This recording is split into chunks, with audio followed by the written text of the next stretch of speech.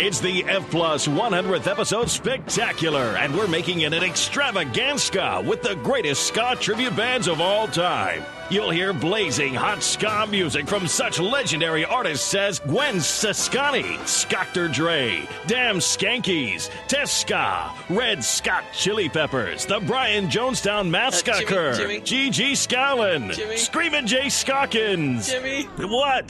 The ska bands? I don't think they're going to be there. What do you mean? What about Chicago, Jefferson Ska Ship, Bruno Scars, Belinda Scarlisle? No, none of them. They're all not real. I found out yesterday. Elvis Costello? No, Aretha Skanklin? No, not even either of them, no. ZZ Scott? No, not even ZZ Scott, because they don't exist. Well, what am I going to do now? I'm a one-note joke. This is kind of my thing. Well, let's listen to some classic internet instead, then, I guess. Okay.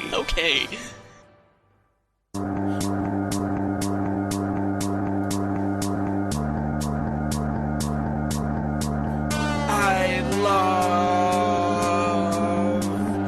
Reshiram. I love Reshiram. I am married to Reshiram.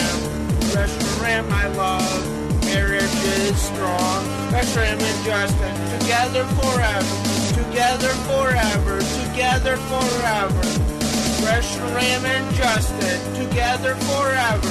Together forever. Together forever. I love Reshiram so much. Hey there, this is the F Plus Podcast. Terrible things read with enthusiasm. My name's Lemon. And I'm John. And welcome to our 100th episode. Woo! Yeah, 100 episodes. Woo! Despite the fact that we've put out, I don't know, about 150 MP3 files with all the extras. Yeah. And we have more than 100 episodes out, but we just skipped 100 because we skipped 100 so that we could come back and release our 100th episode. Yes. When it comes between the actual counting and ceremony, woo! No, I am super excited about this. What do we got in store here, Lemon? This is going to be a bonanza. Yes. We've got a lot of readers, a lot of material, and the general idea that we're having here is this is a tribute to the internet of the past. Yes, so this is going to be pretty much like our F Plus Live readings. Everybody's either chosen or something's been given to them, a selection of something from the past or just something so amazing fairly recently that it's just, you had to read it. And everybody's got their own little section of the internet to read. And you've got, some of the best stuff in here. Just classic stuff. This is some of the first stuff I saw where I was just like, oh man, this internet's crazy. I better look into this. And here we are. Yeah, we've got Time Cube, we've got To the Ranting Griffin, we've got Rat Porn Lady. Yes. I don't know if she has a name. Rat Porn Lady? I think it's Lady Minerva Nightshade. Okay. We've got Ulilillia. Oh, it actually is pronounced Ulilillia. Okay. I might not be getting enough Lililas in there, but yes, that's how it's pronounced. There's a whole bunch more. We are going to be hearing from Jack Chick, Isfahan, Bump Girl, Victor Laszlo, John himself, Ace Aquawaddle, myself, Portaxx, Boots, Rain Gear, Stog, Nutshell Gulag, Bunny Bread, and Kumquat Zop. Yes, a cavalcade of internet reading stars here tonight on a very special spectacular. I don't think there's any more introduction necessary, so half of our readers, assemble! Woo! In the room tonight we have Bump Girl. Welcome to America. Have a Bible. Fart. Oops, sorry, God. Ace Aquawaddle. This is Old-Ficer meat beef. My butter maker is broke. I need backup very fast. Jack Chick! Oh, look who is here! Suit Penis!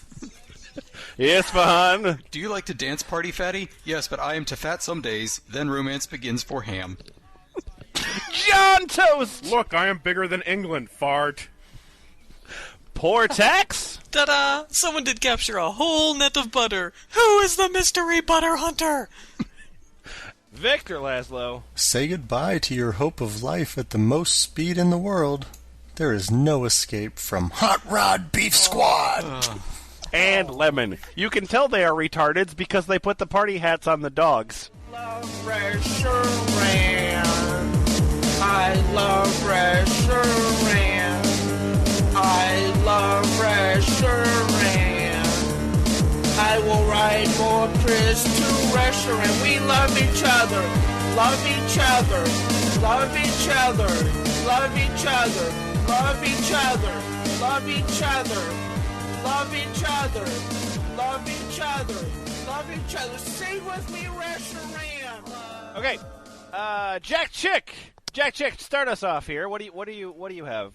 All right, guys. So, what I'm going to be reading is my personal favorite internet thing, which is a gentleman named Ulilillia, who put together a very complicated website and makes a lot of YouTube videos. I highly recommend going to his YouTube channel and watching all of his videos. He's busy. He's working as a game developer, so he's currently developing a game. He's talking you through all that.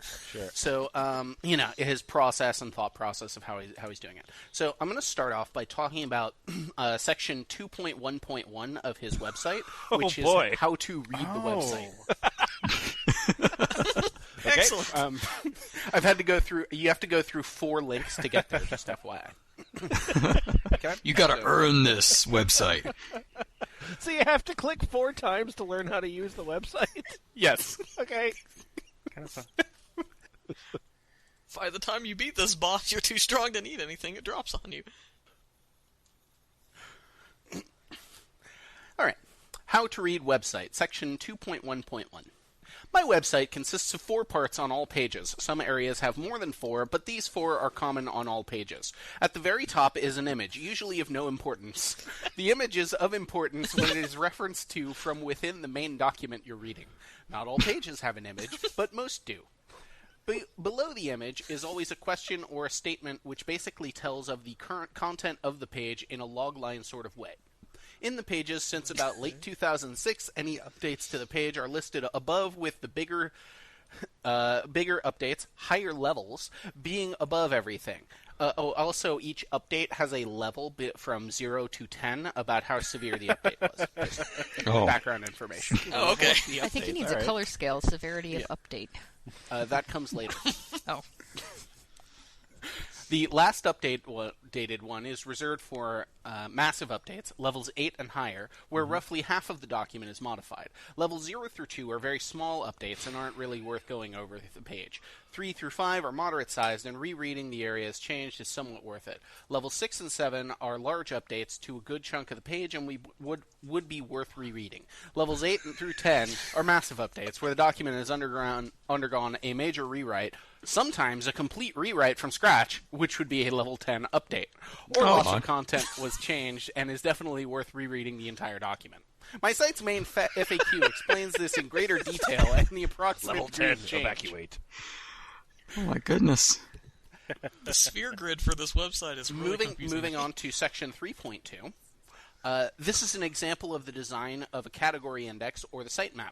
It's quite straightforward. We'll use X to denote the category, an imaginary one. X category, X index. X.1, a category within this category. X.1.1, first report within this category having multiple pages. X.1.1.1, first page of first report. X.1.1.1-1, section of the first page of the first report. Okay. And, of course, X.1.1-1.1.1, section 1.1 of the first page of the first report. That just sounds like a distress signal. As though I wouldn't, you know, like I've been making websites for a couple of years. Like if I saw X.1.1-1.1, like I fucking know what that means. Yeah. He's just teaching us how outlines work at this point. We're going to move on here and talk a little bit about his favorites. So first off, we're going to define the favorites. Okay. Now, the favorites page was last updated May 30th, 2007 at 3:07 p.m., which was a level 10 update. Holy shit! Okay. All right. Oh. Let me break. This is worth reading. Now, here are the definitions for the favorites, which I actually need to cover, or otherwise you won't understand what the hell I'm talking about. These are my favorites for within each of 34 categories. The numbers in parentheses indicate compatibility, and there's a star to a footnote, which we will not be covering. Do note that there is a 10% logarithmic margin of error at best for these, and 20% is the typical. For favorites and dislikes, however, it's the other way around, where 10% is the most common. Items with a tilde before it indicate that the item has a 20% logarithmic margin of error instead. A rating of 30, for example, could mean it's somewhere from 27.3 to 33. For the tilde 30, it'd be coming from 25 to 36. In general, multiply and divide the number given by 1.1 or 1.2 for the tilde to find the range. So he works for Pitchfork. They really should. I think he'd standardize Pitchfork quite thoroughly. Okay, so what are your favorites and dislikes? Yeah. Well, so, let's cover something very basic, right? Okay. I like to, some people may know this, I used to work in food. So, food is a meal, okay? Like, pizza, rating of 180, tops my list and is about the only thing I eat. Cheese pizza is about the only type I eat. Oh my god! Hamburger helper is at a very distant second, tilde 20. When I shit, it is an emergency. It's this monstrous offset that causes me to have little interest 20, in so anything that else. could be as high as a 24 if I've I like got the his picture math after he wrote the thing about Hamburger Helper. He just yelled down the stairs. You hear that, Mom? Tilde 20. Stop it.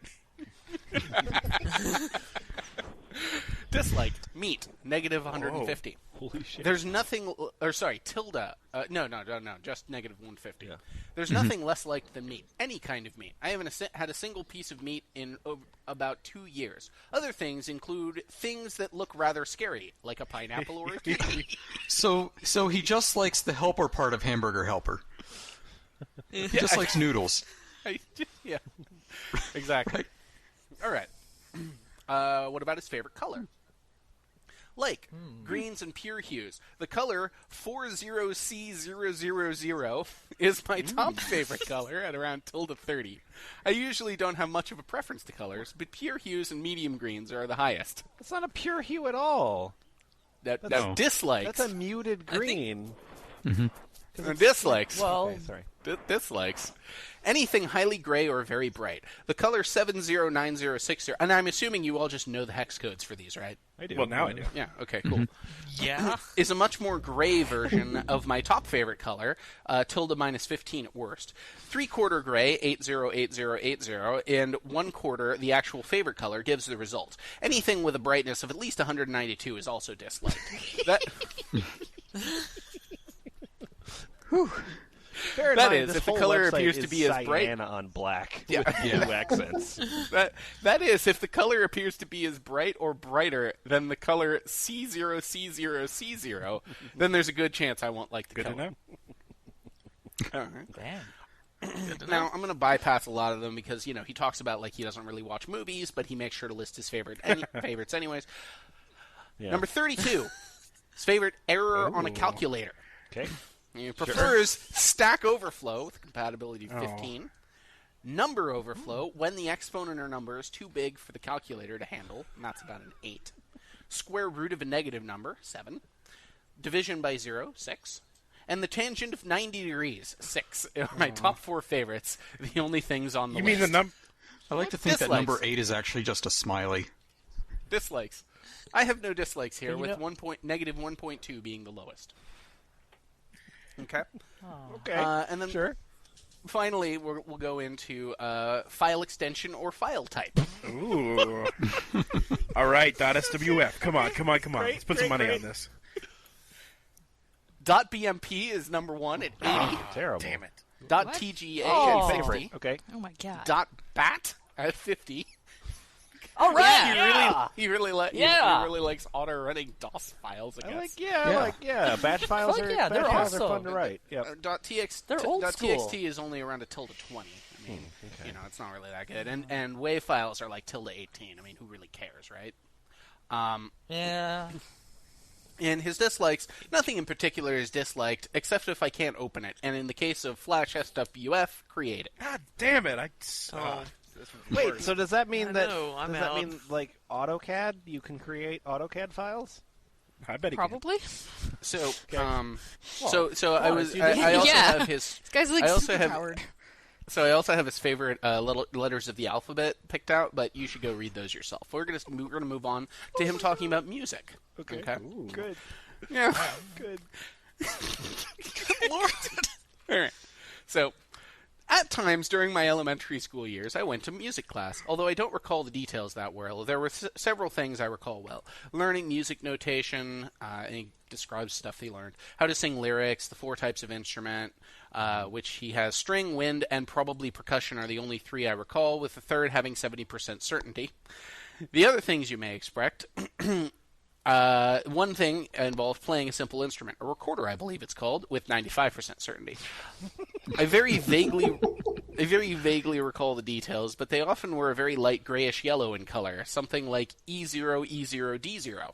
Okay, so slightly more red and green than blue. One song involved a cat that died and got revived.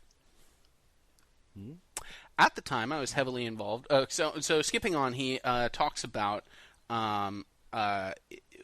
Basically, he has this very unique way of listening to music, what he does, and so he describes the origin of that. Okay.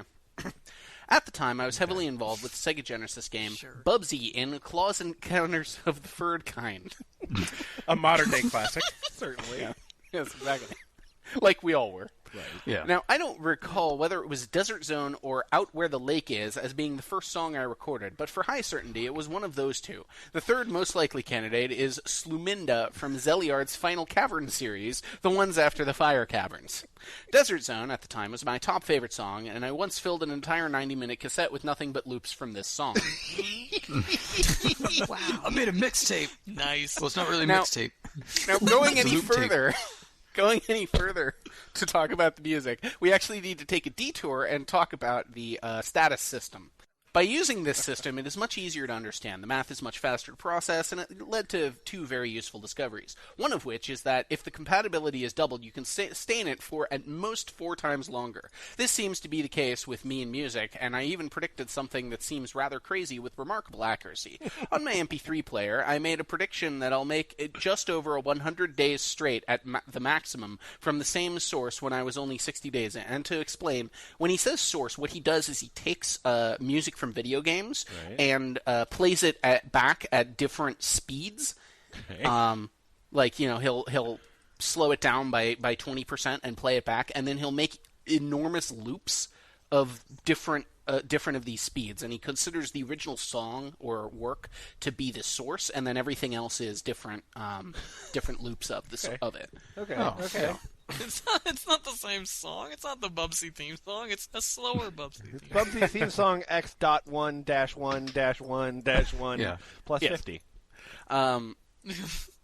Yeah, so when he was 60 days into listening to his source, he discovered that he would actually make, by calculating off of his system of compatibility, he was able to determine that he would make it about 100 days listening to a set of loops from the same source, and he ended up making it for 107 days, as in he listened to nothing else but that track on at different speeds for 107 days straight. Yay! Okay, so I'm assuming. I mean, I'm sure the music from Bubsy is totally great. So. Oh wait, yeah, it's the actually, best. hang on. I When have chop it in and here screw somewhere. It's really good. Hang on, I have it in here somewhere. Move Yeah, over. here we go. Mozart. So Fucking Bubsy's in town. So here we go. That's actually it's a video from him playing through Bubsy. The game, I think, takes about a half an hour for most people to play. This is 2.5 hours of video that he split into 17 parts. Part 11 of 17. So he also goes through. He has he's given stats for RPG stats for how people would interact with things in real life. Okay.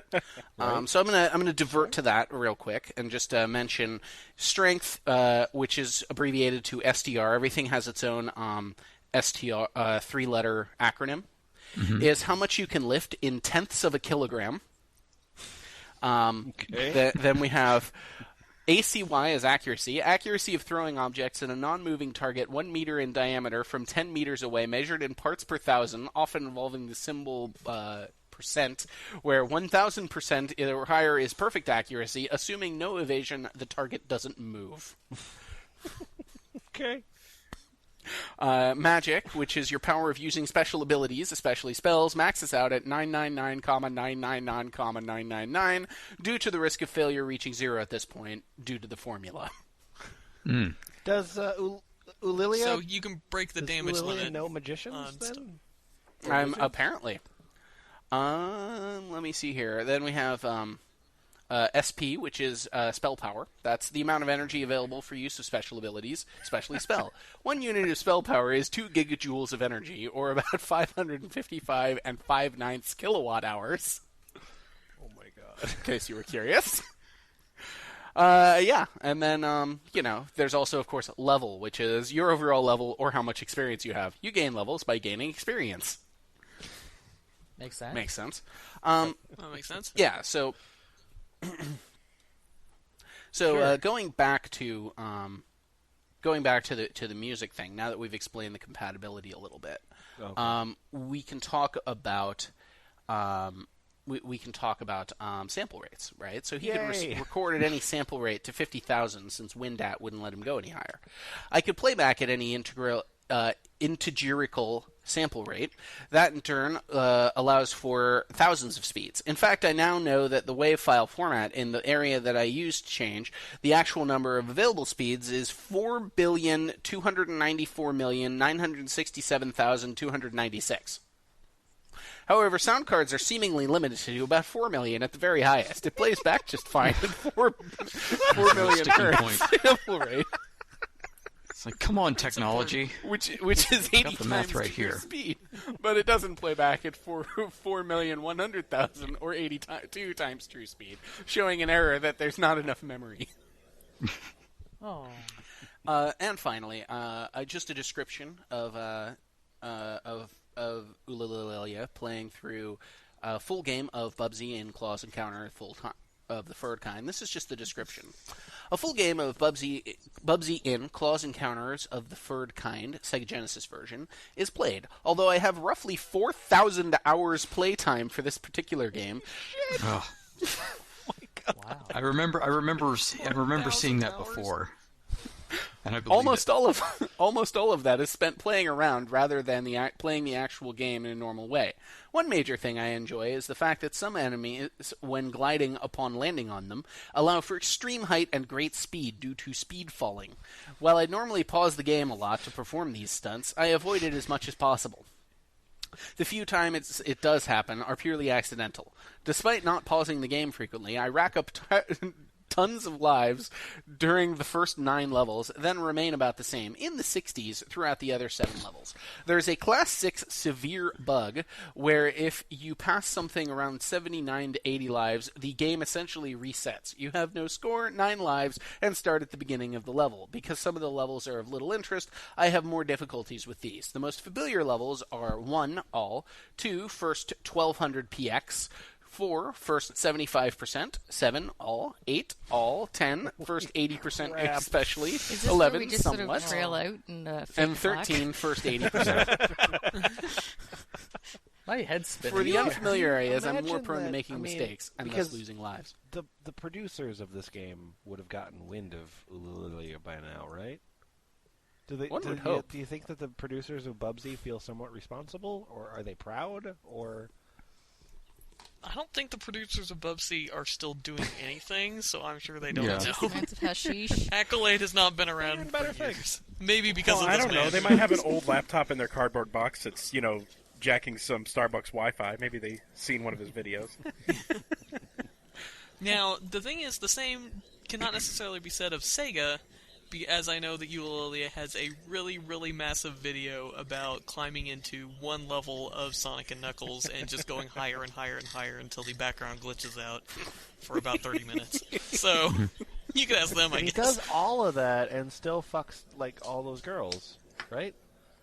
Just gets laid all the time? Their compatibility I rating don't think is he through has the roof. any human contact. Does he have a rating system for the girls, too? Because that would be...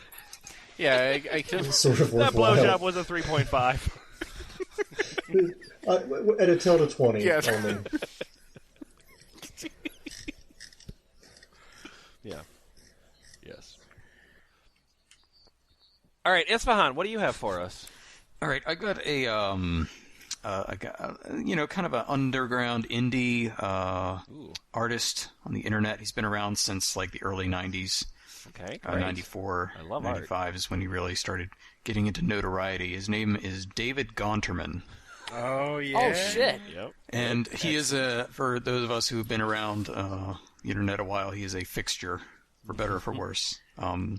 He is a terrible artist. He is a terrible writer, and he's actually not that good of a human being either. Wait, Isfahan, could you be referring to Davy Kent's Foxfire? Well, yes, I could be, and if you call right now, there's got to be a better way to read this fanfic. I have, to illustrate just how much, now people know he's a bad artist or whatever, but this is an audio podcast. So, to illustrate just how creepy he can be, I've made a very careful selection here for reading. Foxfire Studios presents a Sonic the Hedgehog, Sonia and Da Fox special. Let me just link it here. Yikes. Okay.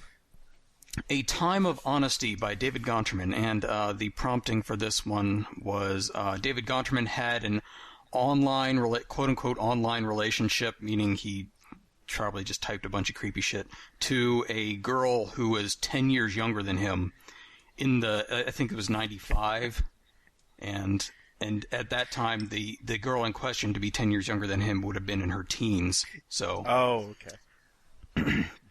I dedicate and just as a slap in the face, here's the dedication.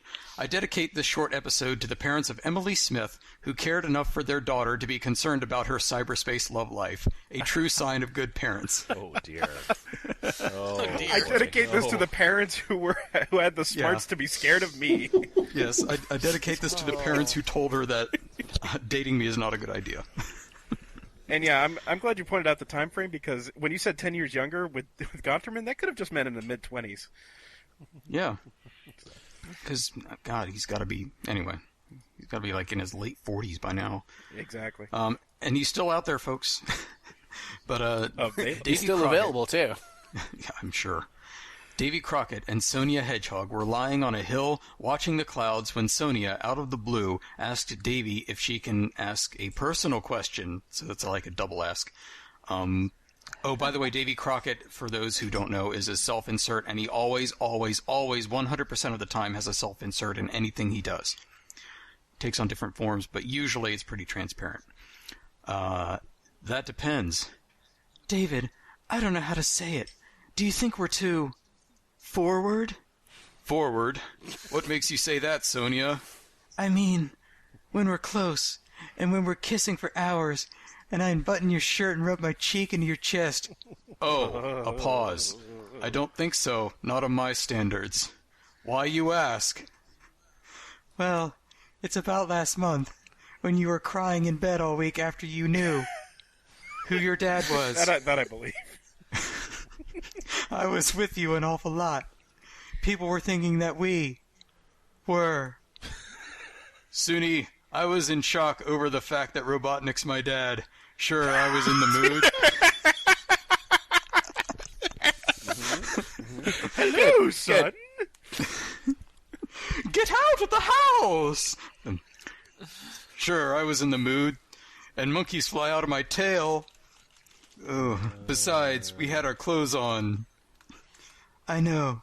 It's probably... nothing. No, it's not. I consider sex to be a very difficult subject to discuss, to understand. It needs to be confronted. When will the sexual scourge be over? But with extreme care, lest someone gets hurt. I say this from experience, being in my mid-20s... and done my homework on such things. Now, again, David makes no distinction between himself and his self-insert, so if he wrote this, then he was in his mid-20s. Really? Yes. I take it that these people... incorrect semicolon. I guess Uncle Chuck's one. He mentioned it to me. He's one of the people that were concerned about me. I know. I'm glad that he did. Shows he cares. I merely told him that it's just not my style to take advantage of a person sexually. It's not my style to rape people. It's not my style. This rape is cramping my style. I hope that I prove worthy of his trust. Could you imagine this guy, like, showing up? Hello, I'd like to date your daughter. I'm sure you will. It's just that I'm a little... afraid. When I turn into Phoenix now... Which is a reference to some other crap he wrote. Especially with you. I see you through her eyes and I feel like jumping out of my skin. It's just that I... want to... Shh. That's just your puberty talking. Oh! Oh, dear. Shut up, puberty. You're always embarrassing me. Gosh. Hang on, hang the fuck on. I need to start drinking. That happens naturally when you grow up. So he's giving the talk to this person he's dating. That's good. I'm glad. Hang on. Let me get my notes. When a man and a woman... If you want to get technical, call it a sex drive. You can't get rid of it, but you can, and must, control it, lest you're hurt someone with it. Perfect. I know. I don't want to hurt you. I can sense, from your thoughts, that you feel the same way. I do. Yeah, I too am a bit scared over this subject, and it's not because of our 10-year age difference. In the planet where I came from, capital S sex was used way too casually. I wanted it to be special. He's one of those. For the one I'll be married to. I'm afraid that I'll won't be able to have my wish. He's afraid that he's going to have sex before he's married. Yeah, this is in. no. He lives in a. He has no control over dystopia. it. So, in all of his reasons not to have sex, I was hoping that the fact that she's a hedgehog would come up, but I was hoping for too much. That she's a teenage hedgehog in puberty. But the two didn't talk much after that. They just returned to their cloud watching. In their hearts, both felt a weight lift from their shoulders. They were glad they have this talk. Like Davy said, it needed to be discussed, and discussed with someone who cares. Like Uncle Chuck. So, it says it's a fictional character, that means Yes. nobody cares. Well, I mean, I don't understand why they wouldn't have this conversation with Dr. Robotnik. Why doesn't the FBI care? Oh, they do. They're right at the Like door. Uncle Chuck, who hobbled with his cane as he passed the two. How are you lovebirds doing? We're doing just fine, Uncle, said somebody, I don't know who. It doesn't matter. Yeah. Couldn't help but hear what you two were talking about. Like you said, David, you need to take it with care. When I was a worker bot, I've seen your father get into orgies with a whole harem of robotic... Pleasure dolls, Chuck? Don't tell me my father's a pervert. Well, when you desire the fair sex for one thing and one thing only, you might end up doing the same things Robotnik did at nights. I don't want to repeat the stuff he did.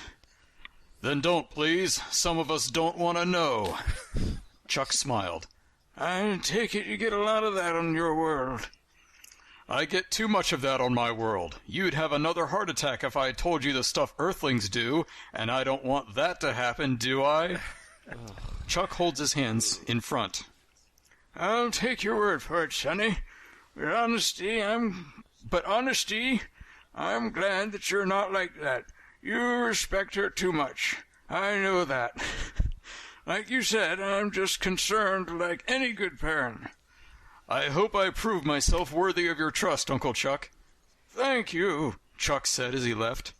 They didn't speak much afterward again. So they stop talking and then they don't talk. Good. They said what needed to say. That would have made the story a lot shorter. They said what needed to say as they watched the sunset over the skyline of Robotropolis, knowing that one day it will set on a reborn Mobotropolis. with a tall castle where King Sonic and Queen Sally dwells. 10th shift, and Suni and Davy lives the rest of their days in peace. Their arms moved into each other. They pulled themselves close and kissed. They weren't afraid anymore. I'm afraid. My arm's taking residence in her arm. It's romantic. Apparently this was written in 1995. It's the worst episode of Punky Brewster ever. This has been Davy doth protest too much. A Hedgehog comment. Yeah. I in don't all of care his anything stories, about sex. This happens in all of his stories where the self-insert will just get back-patted by every other character. Oh, you're such a good person. Everything you say really makes sense and is valid, and you're so wise. Your DeviantArt page is not terrible at all. Yeah. Hey, Bump Girl. Before we go, for the listeners, though, I'd just like to point out, Isfahan didn't cut that off. That's the entire fanfic. Mm-hmm. Yes. Just wanted to point that out. Yeah, it comes to a conclusion. Yeah. Yeah, I mean, I feel... It's like the end of Passion, Sopranos. excitement, clouds. Bump Girl. I heard my name. The next longest one was way too long, so. You heard your name because I heard you had something for us. What do you have for us? It's a nice segue from that thing. But good. it's It's more about of that? commitment. It's about commitment. Okay. Run for the hills, guys! Other people will probably be far more familiar with this than I am, and I'm perfectly happy with that. Portaxx, I'm gonna admit, helped me out finding this piece, but I asked for something fan fiction-y, and this is what I got. All right. More than just fan fiction. It's about true love. It's a way of life. Okay. This is by a young man who has some very intense views that some of you may disagree with. He goes by a number of names, and he actually doesn't seem to care that he uses all of his real names, so I'm just going to say them because he's all over the internet. This guy is called JustinRPG, and he's written us a story about how his life is, should be, will be, was, all of the above. Okay. It's called Married Reshiram Interview. Good. This guy. This is the dude that's married to Reshiram. Okay, good. Okay, good. So wait Yeah. a minute. You mean married to Reshiram, the Pokemon? Yes. He made a song. Do not all of our listeners know that that there's this thing called Pokemon, and that Reshiram is a Pokemon? If you don't know a lot about Reshiram, don't worry. This is a very in-depth interview, and you're going to learn. All right, cool. Take it. Yeah, I had no idea what the hell any of this was, so... Yeah, okay, so, the radio announcer speaks. Next up, we are going to talk to a man who married a Pokemon. Yes, really. We will be back after a word from our sponsors. No, Commercial not break. really. Good. I always like to start the story with a commercial break. It's perfect. Yeah, so, okay, the commercial break's over.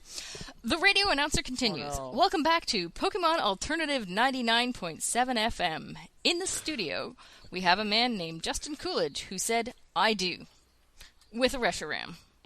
Is this right, Justin? Justin responds, yes, I did marry a Reshiram. In fact, our love is strong.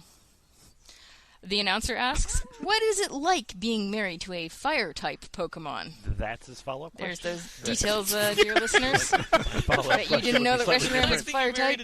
It's a very open-minded sort of. Oh, you wanted to know, but we're afraid to ask. Yeah.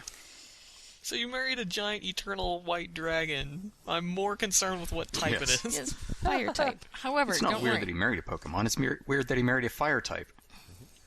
Oh. Justin responds, I cannot count the amount of times I was asked that very same question. Well, anyway, I don't Once. really think... Oh, wait, no, that sentence goes on. Well, anyway, I don't really think it is any different than a typical marriage. Right. Aside from my Reshiram wife can keep me warm in winter. I hate cold temperatures. Human wives can't do that. No, see? This is very... No, they Humanist? just nag a lot. That's what I hear they do. Yeah. Bop, bop, bop, bop. But the announcer's concerned there's some prejudice going on here and says, is this the only reason why you married a Reshiram? Asked the announcer. You don't find too many Pokemon human marriages. There is got to be some reason. Ooh, asked I have the guesses. announcer. I have guesses. Justin responds, no, I love Reshiram and she loves me. It is more just her keeping me warm. It's true love. Oh. See, I told you this is about commitment. Yeah, I feel Yeah. that. He's winning me over. My difficulties. If you're not sure, you love your Pokemon wife, don't you? Asked the announcer. Even though she is a Pokemon? Yes, I do. Love is love. It doesn't matter if one is a human, the other is a Pokemon, as long as you love each other, Justin replied. So, being married to a legendary Pokemon, not to mention she is a lot bigger than you and a lot more powerful too, does it make living, life, and activities harder to do together? Asked the announcer. I think you just called your wife fat. Really, yeah. No, actually, it makes it more interesting, actually. Especially the lovemaking. Oh, dear. Oh, boy. Just as we were all hoping it was platonic. Fire in the hole! Oh, dear. Oh, wait a minute. I love you, Victor. That was amazing. As for Reshiram being so powerful, she is overly protective of me, and I like it, Justin answered. She totally beats up the other guys at school. Yeah. Oedipus, what's that? Ready for the plot twist? Yep. Mm-hmm. The radio station phone rings, and the announcer's assistant answers it. Okay. Justin's wife, Reshiram, is at the other end of the line. Yay! Cool. Uh-oh. She says, roar! I think some shit's about to go down. I'm hoping Reshiram explains the marriage, and she thinks that she's explaining it really well, but on the other end it just sounds like Reshiram. This may have been written before sometime. Long-time listener, first-time caller, just wanted to say I do not exist. Sorry. Hey, Please continue. Corey, the announcer's name. This is Justin's wife, Reshiram. Yeah, we love each other lots, and I protect him with dear life. I have been listening to your conversation with my husband. As you said, I am a powerful legendary Pokemon, in case we forgot, and that is why I protect him. 80% of Pokemon are liable to take a human down in one attack, so I am overly protective of him, Justin's wife Reshiram explains. So that's what Portaxx wanted, right? An explanation. So it was explained. The word explain was used. Yeah, sure. But that's right, Justin says. It is a dangerous world out there with lots of powerful Pokemon. The announcer asks, how did you two meet? Oh, dear. Oh, I guess this is Reshiram. We met when my foot was trapped in a trap, and Justin freed me. A legendary Pokemon with amazing powers caught in a bear trap. Whoops. Caught in a bear trap. I never left his side since. Our relationship just grew and grew until it became love. Thankfully, Pokemon-human marriage is legal in our area, Reshiram explained. Liberals in our state. Seriously. And that's why no one should go to Vermont. When is the rest of the world? When is the rest of the world going to catch up with Kanto? Yeah, really. This is you know. Adam and Evichu, not Adam and Pete. Oh, sure. Walking through the forest and coming across a giant dragon hanging upside down from a tree, eating a sandwich. In a little net and stuff. Yeah. Justin adds, it was like we were meant for each other. Every day and every minute we just clicked. I wonder if Arceus had that trap thing happen for a reason. I was wondering that myself. What? You see, announcer? Reshiram has apparently forgotten Corey's name. It is things like this that proves we are meant to be, Reshiram stated. Starts to sound like white slavery at this point. Literally. Totally amazing, the announcer said loudly. I have never heard of human Pokemon marriage that was meant to be. All the ones I've heard of were shams. Now you have, Reshiram and Justin said at the same time. Again, Justin and Reshiram start talking at the same time. Go ahead, Reshiram, Justin says. Oh, that's so cute. Yeah. Reshiram continues, see how we said that at the same time? Another example. You are seeing examples just on this radio interview you are having with Justin. You have to be convinced by now. So this is all a true story, right? All of this I mean, how could it be false? Well, nobody puts. You can't make stuff like this up. That's true. Dude, people. That's true. It's too crazy to people make lying on the internet is like a compatibility rating of -500. But is that tilde 500? No, it's an exact. It's a hard 500. So So you can only the plus minus variable ratio there is only about 1.1 instead of 1.2. It's a huge difference. Okay, good, thank you. Yeah, it Also, is. Reshiram is 10 years younger than him. By the end of this episode, this is all just going to be the same story. It's just one insane person. I've suspected that the internet is just all the same one crazy guy who's just fucking really prolific. Well, just in case anyone was under undue amounts of stress, the answer has an answer to whether or not he's convinced. I am! Okay. I am impressed. Oh. Human Pokemon marriages do work, Justin says. Yes, they do. You are 100% Justin, Reshiram adds. 100% Justin. You are more in love in your Pokemon-human marriage than some of those human-human traditional marriages. Take that. The announcement. Exactly! Reshiram and Justin says at the same time. The announcer says, I guess another example. You two just said that at the same time again. Holy cow! Fuck's sake. We love each other. They both say at the same time again. Oh, God. See, there's another example. We're so close. We finish each other's. Sandwiches? Okay, I know for a fact now that it is meant to be. You know each other like a book, the announcer says. Well, that's all the time we have right now. That doesn't make any sense. That's a phrase people say, asshole. How do humans talk again? Humans talking. That is weird.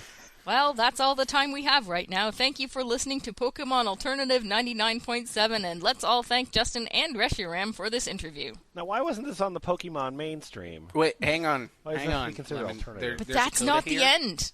Oh, There's one more thing. Oh, fuck. After the whole radio show is over and the ratings were in, the interview gets high ratings. Yay! All's well So that ends. Not happy only did endings. this radio Got a tear interview in my happen, eye. but somebody heard it.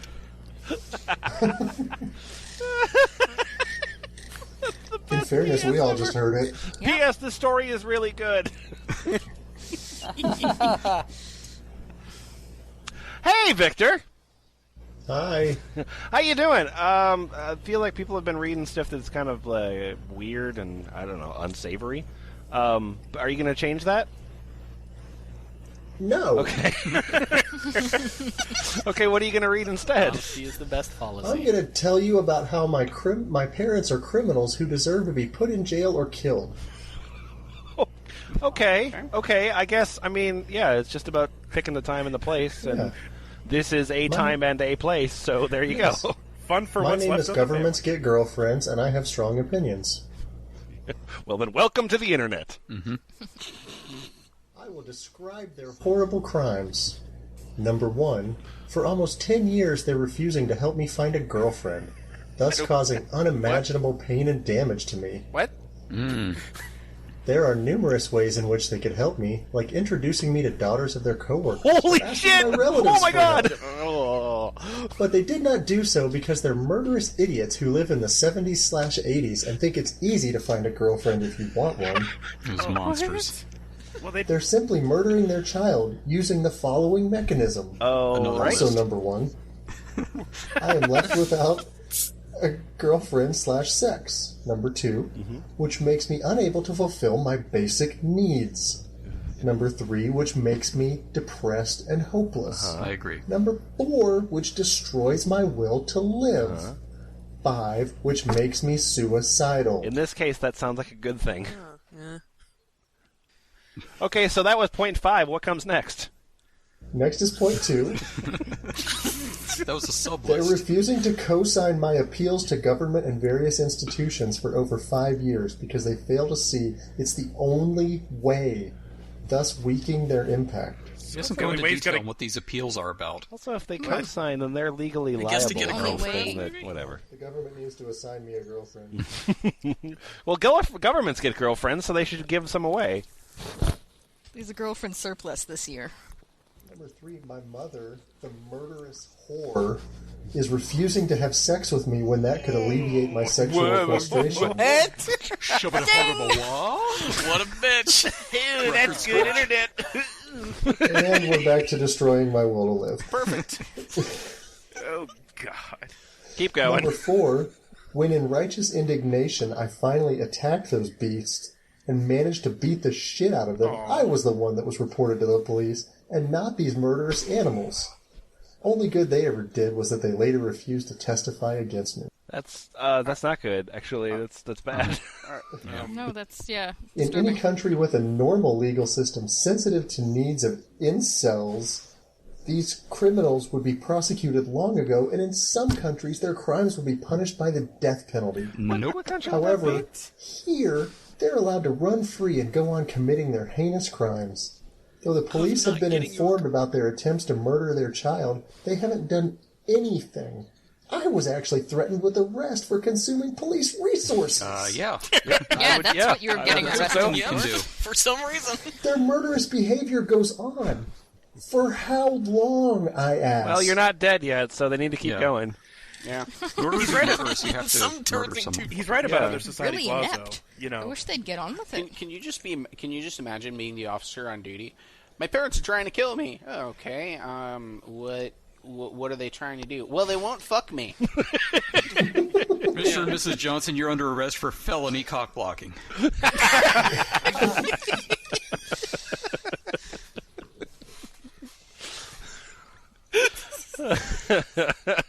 Now, misdemeanor cock blocking is, if it's not premeditated. Premeditated, yeah. It's just like accidental, involuntary cock blocking. It's like manslaughter. Right, yeah. It happens. Vehicular It's cock unfortunate, but it does happen from time to time. He's right about other societies, though. The old law: honor thy father than mother, unless they're cock blocking assholes. Yeah. John, Yes. what do you got for us? Well, I have the epic story of a lady called Lady Minerva Nightshade, also known as Dawn Griffiths. Oh boy. Now, back in the day, she ran a site called Rat Race. Now, let me give a little context here for people who may not know about Portal of Evil and all. There's a site called Portal of Evil, and basically, I think since like 1998, it listed all the fucked up and weird and odd stuff on the internet. And the people who ran these websites saw the backlinks from Portal of Evil and said, "I'm not evil. What are they doing?" And they go to the site and they see people making fun of them, and they would come over to those forums on Portal of Evil, and they would get pissed, and they would say a lot of things. So, the lady we're talking about, Dawn Griffiths, ran a site called Rat Race, like I said, and her main focus was about RPG logs and fanfiction about Secret of Nim. Mainly focus on porn about Secret of Nim. Sure, because that was one fucking sexy cartoon. Oh, yeah. Yeah. It was really good. It's not as sexy as DuckTales, but pretty close. I mean, I was more into the Dom Those are DeLuise inherently Crow, sexier but than that's that. just me. DuckTales. Ooh. And just to give you a little context of her stories, I found a clip from one of her stories, and it was like a graphic depiction of a demon rat apparently raping another rat, and I chose not to read it. So that's the kind of thing she's trying to defend here. Well, thanks. Thanks for... Thank goodness good taste won out. Thank you.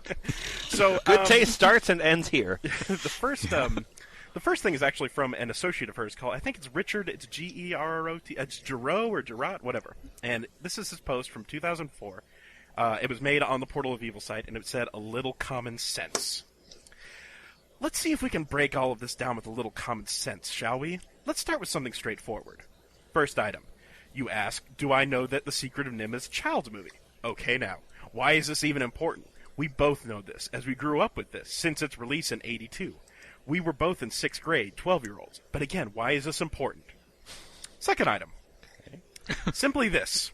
For those who understand, not explanation is necessary. For those who do not understand, no explanation is possible. You look, but you cannot see. You listen, but you cannot hear. Wow. Many This things... is a terrible episode of Outer Limits. Yeah. He's getting By the all way, Yoda in his rebuttal. I'm slightly more lost than I was with the Ulilillia stuff. I don't want to overstate this, but this is all about Secret of Nim porn. Let's all keep that in mind this whole time. Where was I? Many things like friendship or honoring someone you care about know no limits on age. Tell me, Chet. Oh, by the way, that reminds me. Portal of Evil is run by a guy named Chet Falazek. That's going to get real important later on. What makes this woman's fondness of a quaint old classic film and her decision to honor it so bad? Why does this make her or the other Nim fans slandered here somehow evil or inferior to you? Honor is an interesting verb. Well said. Yes, I saw your links to other Nim sites. Your slander, or libel, your own word. Thank you very much, BTW. Tilde _ big O smiley face. Each Okay. Wow. Hate keyboard, kill keyboard. Each and every one of them. Note, I've seen anti-sites for many things, and despite the fact that they can be disappointing, I've never seen an anti-site that did more than simple give a reason for not liking something. Those sites never go after a fan site and attempt to destroy both its reputation and that of the owners. Those sites don't seem to exist for the purpose of destroying someone's self-esteem. Not cool. Bro. You seem bent on making these people feel bad for doing something that they get satisfaction from. What if someone committed defamation against you and your Poe? Would you like it?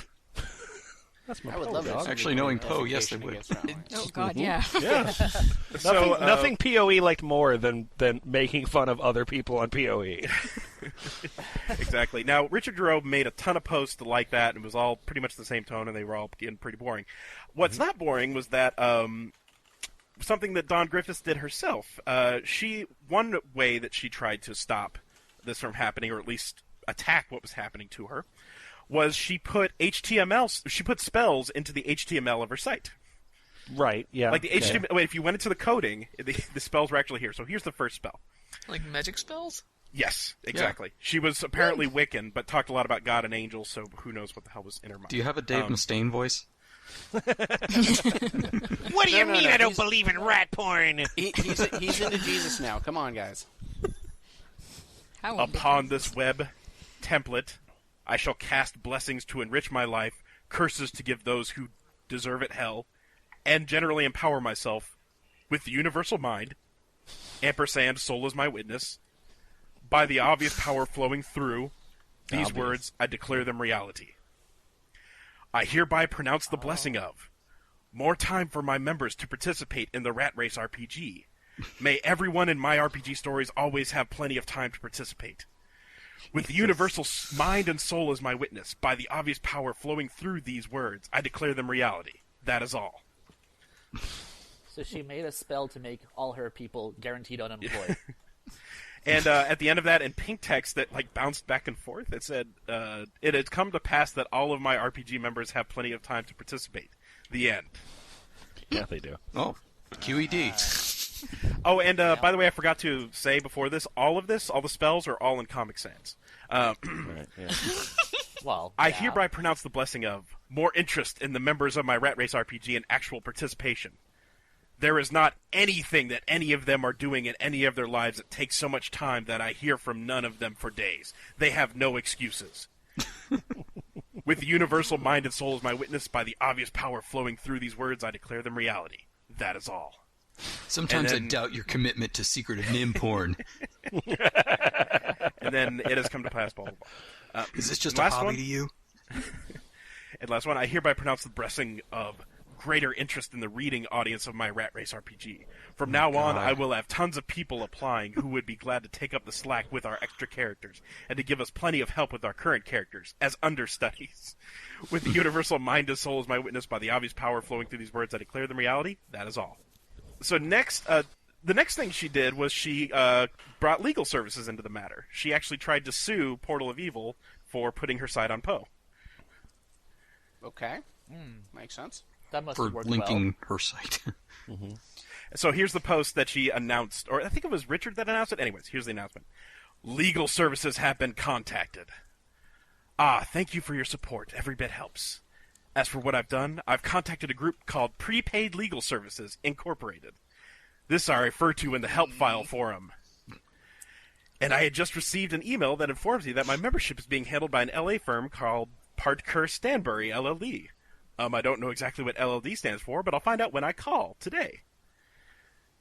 The other forum in question might be the EasyBoard tech support forum mentioned in my first post. Anyways, it's a small start, shaky perhaps, but I have faith. And to any of them reading this, remember David and Goliath? A young boy slays a giant. Which one are you? Remember David and Goliath, and they're both rats and they had sex with each other? A young boy slays a giant, and all he has to do it is a slingshot and a rock. Hey, Poe Deadheads, guess who David represents? Oh, well, there. Don Bluth. Phew. Glad that was cleared up. Think you're still too big to be threatened by a white mouse? Think this is a game? Well, just think again. The bigger they are, the harder they fall. Oh, okay. Got any other cliches you want to throw in there? Yes, the monolithic internet entity known as a Portal of Evil. Yeah, Portal of Evil Enterprises, LLC, LTD, INC. Yeah. Okay, so what happened in that suing, Traded by the on way? NASDAQ as POE. Yes. What happened in that suing, by the way, behind the scenes is that they contacted Bluth. Bluth thought that it was Portal of Evil that was writing the messed up stuff, and then Chet basically told them, no, the person who contacted you was the one writing the rat porn, and then it didn't go anywhere from there because I think maybe Lady Minerva didn't want to get sued for writing rat porn. I don't know. It just kind of fizzled out from there. But she had another way of getting back, and this is the Chet Poe Deke Lord idea. Ooh, so that sounds exciting. So this is what she was doing in her own RPG to try and get back at what was happening. Hey guys, I have an idea. The case is moving slowly, but it's making headway. In the meantime, we can have some fun with this entire thing to help lighten the atmosphere and take back some of what they stole from us. Yay. We can say the website name, The Portal of Evil, is a portal to one of the Elder Hells. What was it? The Hells of Bun? I don't know what she never mentioned what bun means. Like Bunny, hot dog I bun? don't want to know enough about your Secret of Nim RPG to know what the fuck you're talking about there. And that this Chet guy, we can call him Chet Poe, first name Chet, last name Poe, is actually a demon from the Hells of Bun, the Elder's equivalent of Satan. And this guy's friend is on the Nasty Hate Forum, or actually is mindless minions. In fact, their site is the name of the doorway that they use to invade this land. Tay is out to destroy absolutely everything that is good and pure in all of Thorn Valley, as well as everything that is unworthy, a direct reflection of himself. Okay.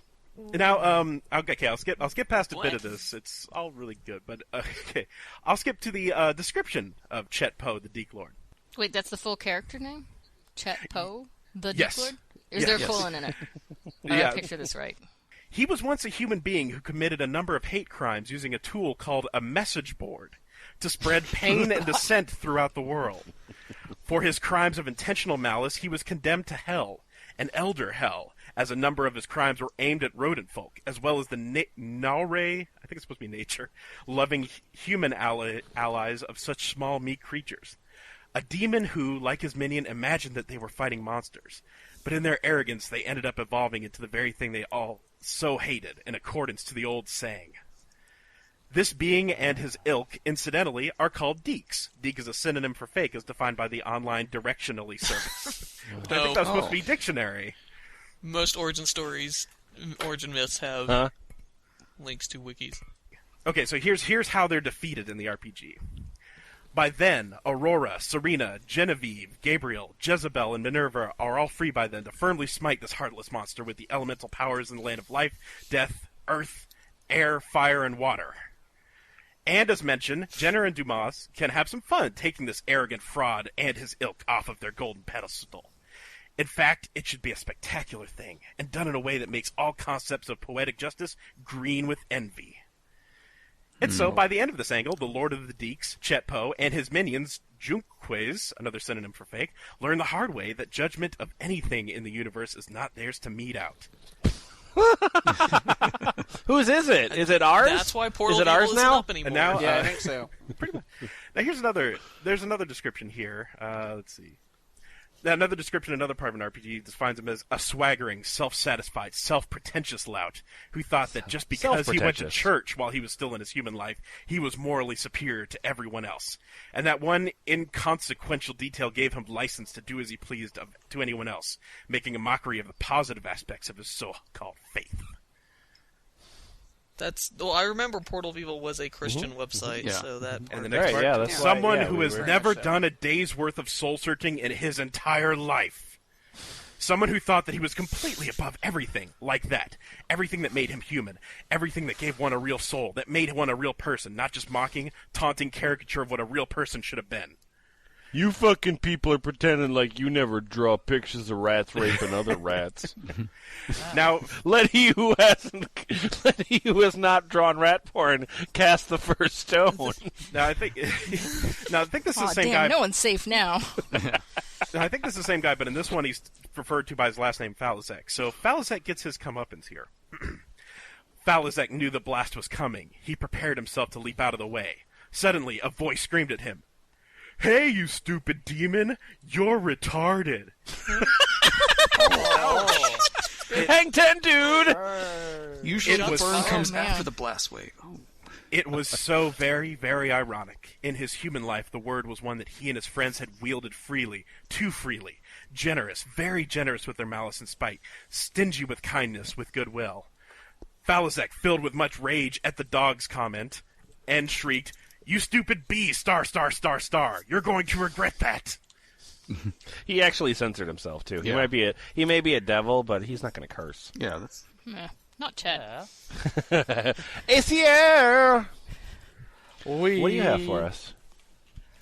Well, I don't know the full background of all this, but there's just some things. I was an early Portal of Evil member as well, and this is just something that got posted and became somewhat legendary.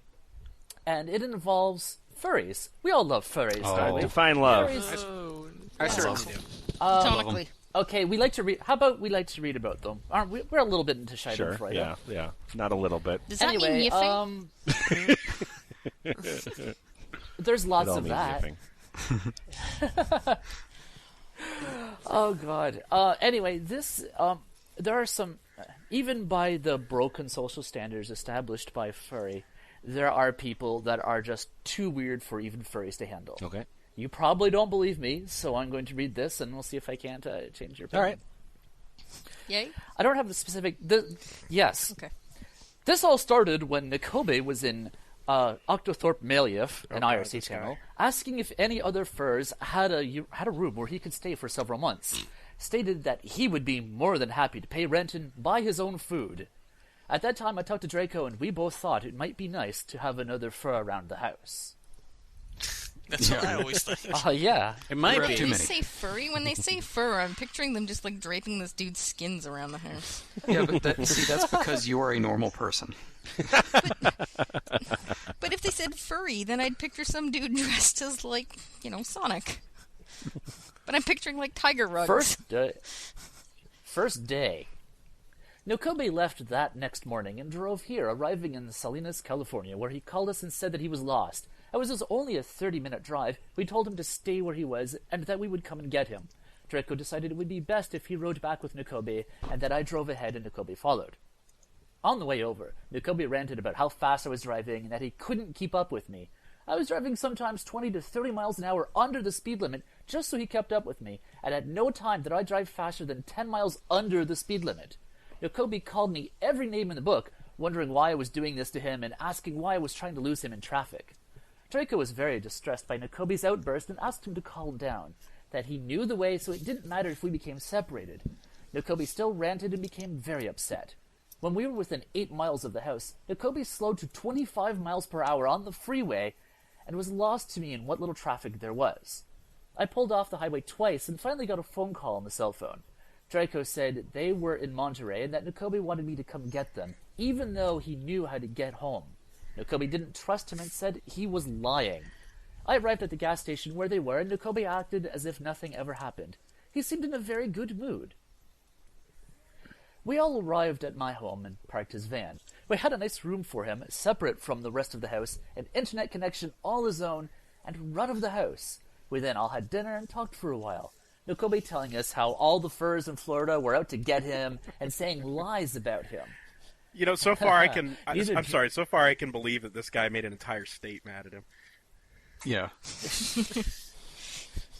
Nikobe stated that this is why he had to leave Florida, that the furs there had harassed him, shot him, and bombed his house. See, it's around that time that I would be like, maybe we should get rid of this guy. Hang on, let's let this play out. They would have checked the news reports and discovered that there was some guy who had been shot at repeatedly and then had his house bombed, and the authorities were like, "Sorry, our hands are tied. There's nothing we can do." Oh, Yiffy Fox is setting up the mortars pointed at my house. I better go. Now, this all seemed very strange to us, as we had never heard anything about this on the net or at any convention. Nakobe also This convention's told us the how best he had- possible way to get your news. Yes. Well, of course. Before Twitter. Nakobe also told us how he had been banned from Anthrocon, that the con administration were out to get him, that his complaints of child pornography went unheeded by the administration and security. Actually, he was trying to frame people, but that's His that complaints got cut. that there wasn't enough child pornography. Well, actually, as an aside, what he was doing is he was trying to barge into rooms with other people and then fuck them, and they would not want him, so they kicked him out. And so he would go to security and say, "Those guys are selling child porn." And after about the third time, the police are like, "We haven't got time for this shit. Leave us alone." If it weren't a furry convention and somebody kept saying this guy is selling child porn, you wouldn't necessarily believe him. But since it is a furry convention, somebody's like, this guy is also selling child porn. All right, you're probably right. Aren't they all? Broken clock. Broken Oh, clock. you cried wolf porn. Well, just wait. Later, I went back into the front room and told Draco I was going to bed myself, and he said he would be coming himself in about 5 minutes. I left the room, and Nakobe got up and asked Draco if he would yiff him, as he was very yiffy, and that was the only way he would be able to get to sleep. Draco didn't want to, but Nakobe forced the issue, saying that if he didn't yiff, he would have a heart attack from denial and most likely die due to the condition he come had. on. He saw nothing wrong with this. Yeah, that makes sense. I don't know. Blue ball seems pretty subtle. I don't think I want to use that. He then took off all his clothes, stated that Draco had teased him, made him so yiffy that Draco had to do something or he would die. Draco argued that with Nakobe that he didn't want to yiff him and that he should just paw himself off and go to bed. Do you guys really have to use this verbiage when you're just giving an account of the... Horrible. Yes. You know, now I see why they didn't make Yes. Speed 3. The script is really bad. Nakobe ranted that he couldn't, and if Drake... and I'm already losing the thread here. Nakobe ranted that he couldn't, and that Draco had to yiff him, that he would be yiffy again in 15 minutes if he did it himself, and he would be up all night, that he would be depressed from the denial, and in a horrid mood the next It's a day. contrast to the great mood he's in right now. Yeah, normally he's such a lovely individual. Well, Draco, feeling guilty, took pity on him, and after some instruction on Nakobe's part, pawed him Holy off. shit. So this guy... No, seriously, I'll die. This if guy you don't actually jerk me off. convinced him to give him a Well, hand job just by being so annoying that Yeah, I was just about to say, this is like, maybe he'll shut up if I do that this. would never ever work in a million years with any other group. Yes. Oh, this is terrifying. Second day. Shit. How much of this are you going to read? The nightmare that just keeps going. Draco made a huge breakfast for the four of us. We all, including Nakobe, ate together, talking mostly about how all the Florida furs had it in for Nakobe and how he had been unfairly banned from Anthrocon as well as all the other U.S. That fur wasn't a cons. red None of us light? could... That wasn't a warning bell? No, of course not. None of us could really believe this and questioned him all about it. Nakobe proceeded to tell us his life story, how he was always yiffy and needed sex all the time or he would have a heart attack and die. That he had 3 heart attacks so far and he didn't want any more. That it was our duty to yiff him because that was why he came out here to stay with us in the first place. It's totally not. Surprise! I'm imagining like a furry Uncle Sam poster. I want you to jerk my cock. This is the furry crank. Paw, please, Lemon, the proper terminology. Okay, you're right. I'm sorry. I'm so sorry. This was I'm so news to sorry. both of us. Up until this time, we both were under the impression that he came out here because he needed a place to stay after being forced to leave his last place of residence. Nakobe talked and talked, telling us how he nuked furs on YiffNet because they had all lied about him. Later that day, he wanted Draco to paw him off again, demanded that he do it, said that Draco had teased him and made him very yiffy. Draco reluctantly pawed Nakobe off for the second time and told him that he was never going to do it again. Okay, but after this time... This is the last time, I swear. Well, you're like one of those like shitty parents in Target that's like... All right, turning a hand job into a hand career. Yeah, this is a horribly insane, probably smelly, disgusting lunatic of a guy, and I only jerked him off twice. I certainly will not do it a third time. No, fool me once. After that, I hope there's no smash cuts in real life. A long, drawn-out discussion ensued over why Draco wouldn't yiff him. I headed to bed, and Nakobe told Draco that he wouldn't sleep very well that night because he was so yiffy over the thought of another fur arriving the next day. Jesus Christ. Quote, that the pre was just dripping from the tip of his dick, just thinking about it.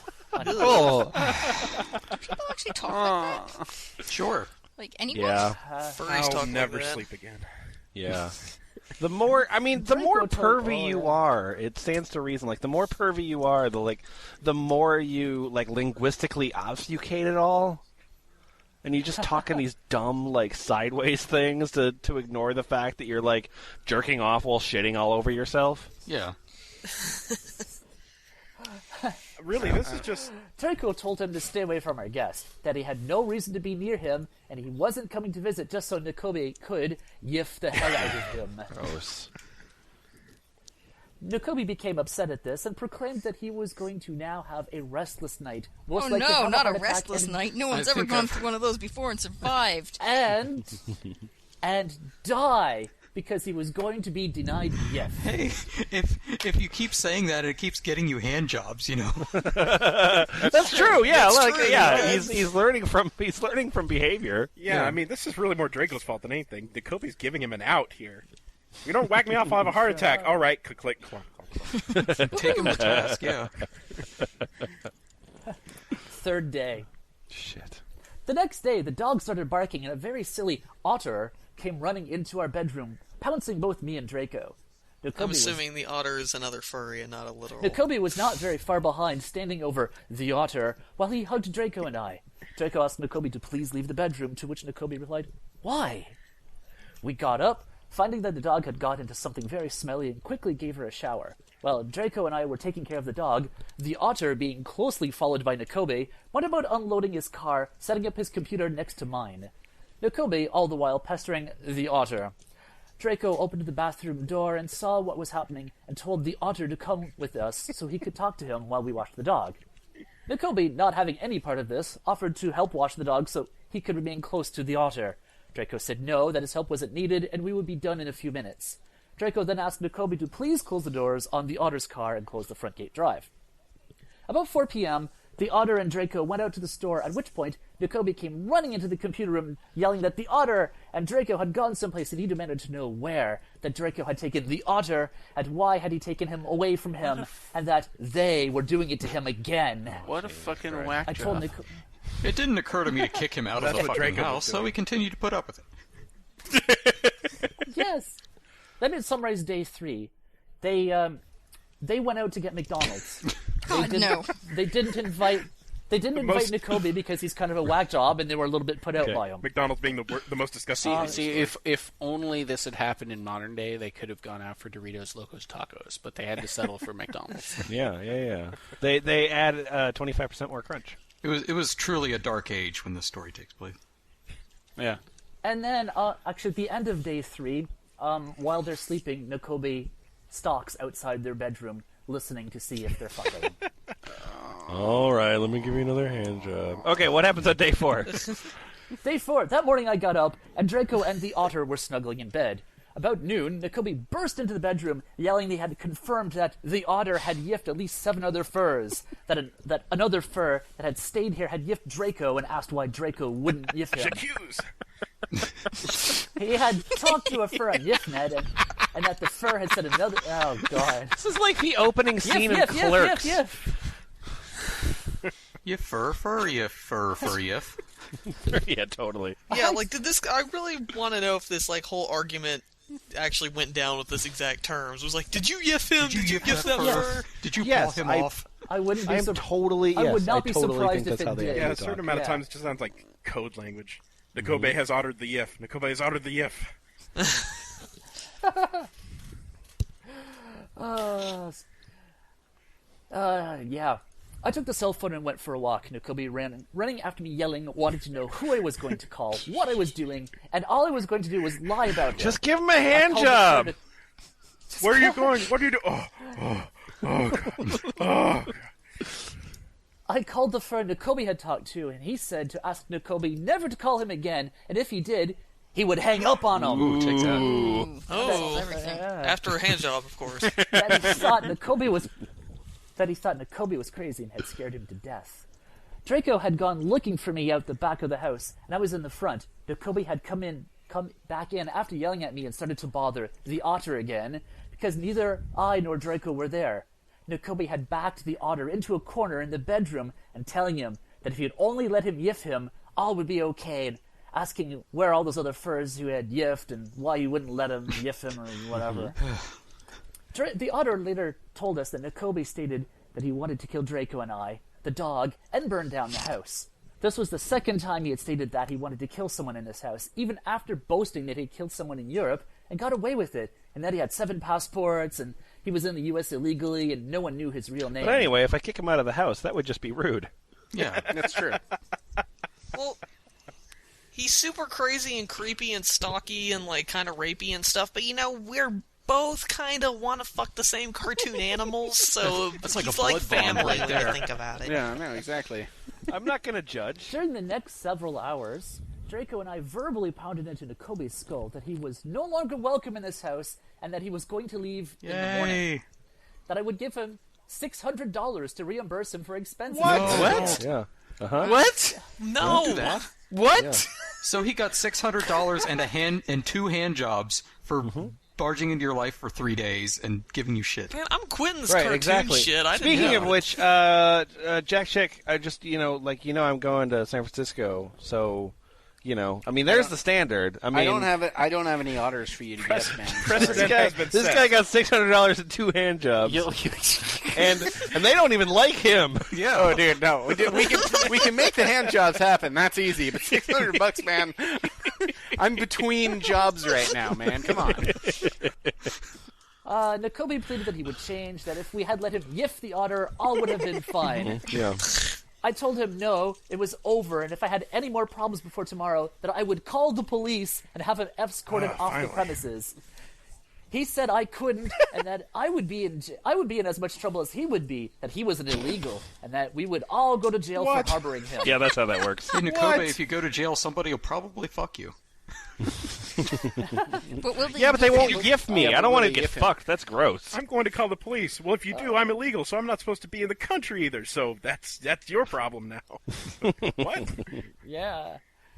Nakobe still insisted that if we had just let him yiff the otter, everything would be just fine, and we knew how yiffy he was, and that he couldn't help it, and he would go to a doctor and get some shots if we would just let him yiff the otter. That's like the cure for cancer. I'm imagining, the climax scene in The Negotiator. He just wasn't. Let the hostages go! Yiff the otter! And the otter had previously, in part that got skipped, had been backed in a corner and screaming in panic, completely not into the sky at all whatsoever. Sure, why not? So, Apparently, the otter isn't even gay. Well, I don't know. He woke up snuggling with Draco. It's pretty Well, gay. That would make a difference. this conversation... Anyway. We can wrap this up here. Just Yep. a couple of paragraphs. This conversation went on for several hours. yeah.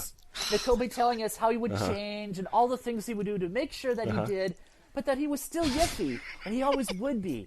He also stated that he would never have come out here if he knew that we weren't yiffy and didn't want to yiff him, and we should have known that he was the yiffiest fur there was. I told him he was crazy. Yes, correct. Doesn't change Yeah, matters. that's good. That's the first 4 step. days. 4 days No, day 5. for him to say that. It's crazy.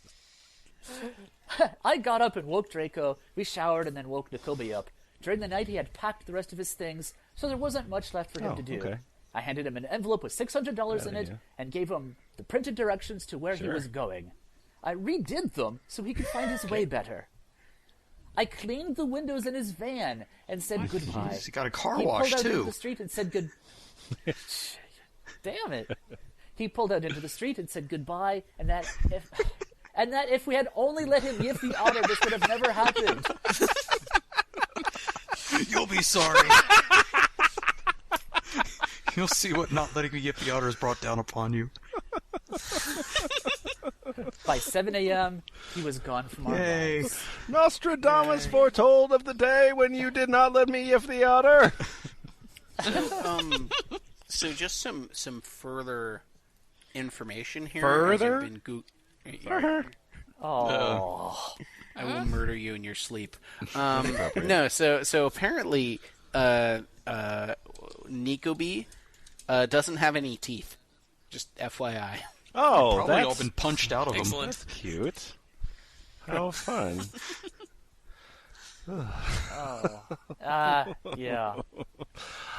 All right, I just want to very briefly, just give you a very quick summary of a philosophy that's going to change your life. Oh. So I don't know how your lives have been going. Probably not so good at this point. Wow. Because you haven't heard of the time cube. Oh, Or maybe you have, but, for the sake of this reading, we're going to pretend that you haven't heard of the time cube. Oh, my. Oh, I think that's from Doctor Who, right?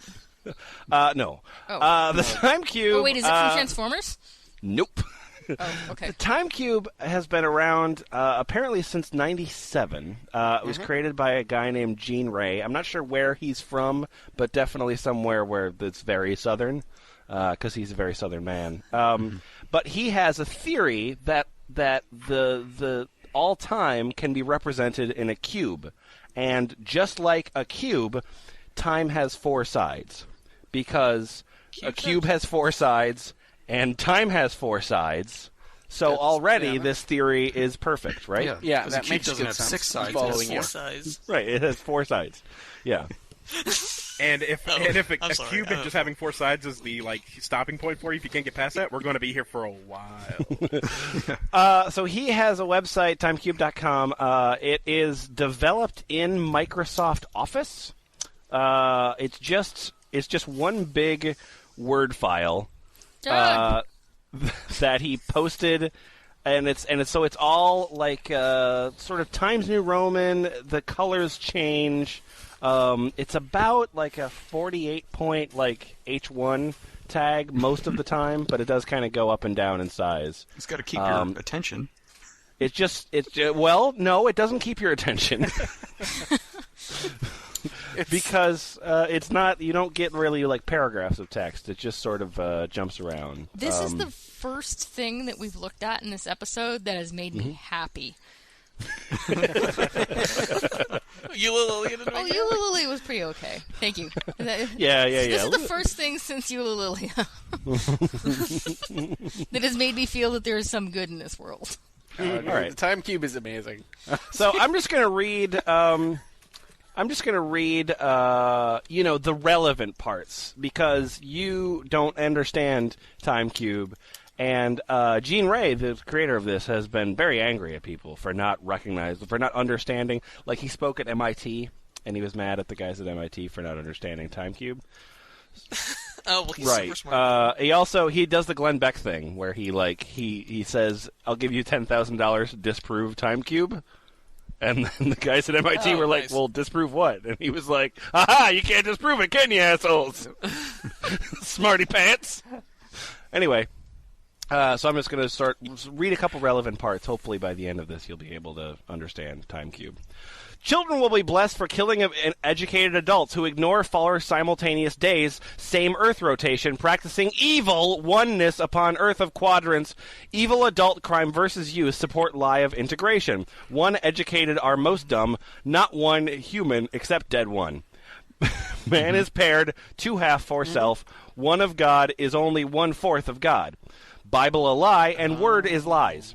Navel connects four corner fours. God is born of a mother. She left belly B signature. Every priest has ma sign, but lies to honor queers. Belly B proves four corners. Your dirty lying teachers use only the midnight to midnight one day, ignoring the 3 other days. Time to not foul. Already wrong. Bible time. Lie that corrupts earth, you educated stupid fools. Belly button logic works. Why do teenagers die? Okay, now you're just naming song titles. Blinded by the light. It was a diagram. So yeah, it's pretty much just the Earth like inside of a cube. Okay, so you understand a little bit better now? Yeah, I do. Good. Good. Yeah. Well, I'm not I educated, definitely stupid, think I'm so closer sure. to understanding. As page 2 will let you know, why not the time cube? The only reason is educated stupidity. I have demonstrated absolute irrefutable proof of 4 simultaneous 24-hour days within a single rotation of the Earth. No other man or God can claim such truth manifestation. The academic brainwashed mind is corrupt and can't comprehend cubic magnificence. I can comprehend this page way better because the font is approximately a tenth of the size. And now, Can we actually get Ulilillia to decipher this page? I think that would probably be. I like that, because the sort of there's no kind of rhyme or reason to any of the text, but it does kind of it added to chronologically, and as it goes on, you can see him getting just angrier and angrier. My favorite part about the whole thing is that it's 50 pages of this craziness, and then at the bottom it has a link to the second page. I don't want to put too much shit on one page. People's eyes might gloss over. Nothing on Earth, this is from the first page, for some reason I feel compelled to jump around kind of at will. I think that's in the spirit of this document. Right. Yep. Nothing on Earth is more evil than human educated as one, when composed of opposites that cancel out as an entity. In fact, man is the only one evil, and will soon erase himself by ignoring cubic 4-day creation. If a man cannot tear a page from his Bible and burn it, then he cannot be a scientist, or participate in a symposium to measure the cubing of the Earth with cubic intelligence wiser than any man or God known. Educators have destroyed the human analytical brain to a single perspective, in spite of all creation within universe being based on opposites, binaries, and antipodes, including the sun/Earth binary relative to the... Where did I go? Okay, human male Just pick the next paragraph that you find. But then it won't make any sense anymore. I'll lose track of the thread. The University of Michigan is a racist and anti-white institution, offering 20 points for registration if you are not white. It is already evil that they suppress student free speech for discussing and debating nature's harmonic time cube principle. Integration does not integration equates unnatural racial slop. Racial dear. slop. Oh. Rachel Slop? Racial I slop. think I went to high school with her. Evil educators suppress time cube, and dumbass students condone such evil. Cubeless institutions, which is an amazing... Whoa. Which institution has a cube? Also That's the known one we as gotta go everything. to. You fucking cubeless institution. I knew this was about the Transformers. Everything's a They're circle. spreaders of evil, and students lack the mentality to change it. I bestow upon myself the doctorate of cubism. Put that on your resume. Fair enough. For educators are ignorant of nature's harmonic time cube principle and cannot bestow the prestigious honor of wisdom upon the wisest human ever, Dr. Jean Ray. I'm a doctor because of the doctorate in cubicism that I just gave myself. Yes. When he says cubeless institutions, I just picture him shaking his fist at Epcot Center. Something like that. Not to imply that I know what the hell he's talking about, but just... If you believe the academic erroneous word God, you will die stupid and evil, for you cannot have the mental freedom to comprehend nature's higher order wisdom and the harmonic simultaneous 4-day time cube. This is all in... This is okay, a so title. from nature's, it's all a title. You will comprehend nature's higher order wisdom and the harmonic simultaneous 4-day time cube creation principle within one Earth rotation. That's the title of it. Until word is cornered, educators are liar. By Jean Ray, the wisest human. Prove him wrong. Any dumbass should know that a prime meridian does not just pass through the Greenwich point. Okay. Fair enough. Now, in case you guys were wondering, Jean Ray actually has a Wisest Human website as well. I think Lemon Which I've linked. just comprehended the time cube and ascended to a higher plane. You know, this whole time cube is all amazing, but for some reason my favorite part of this is The punchline for me at the end is his email address is email the author, oray612959@earthlink.net. Okay. Oh shit. Where was I? Okay. Yeah. I'm sorry. I just blinked Where black. was I? I was. Well, so I was in the. I was in Dimension 3, or sorry, Time 3. Oh yeah, of course. Is that when Einstein has midday, Clintons have sunup, Socrates has midnight, and Jesus has sundown? Yes. Yes. That is correct. And women wear boxers and men wear panties. And it's not like a sex thing. That's just what happens in that time. Yeah, no, I get it. That's what happens when you go through a black cube hole. Anyway, crossing the equator at two opposite points, dividing the Earth into two halves of light and darkness with its own 24-hour rotation, are a single rotation of the Earth. Are you aware that harmonic symmetry demands a second great circle meridian to create sunup and sundown corner quadrants? Are you aware of that? Okay, you good. Just told me. I'm the wisest human. There are 4 simultaneous 24-hour days within a single rotation of the Earth. You may be too damn evil to accept it. There are only 3 simultaneous 24-hour days within a single rotation of the Earth. Say as I twist my mustache. Damn you, Goldfinger!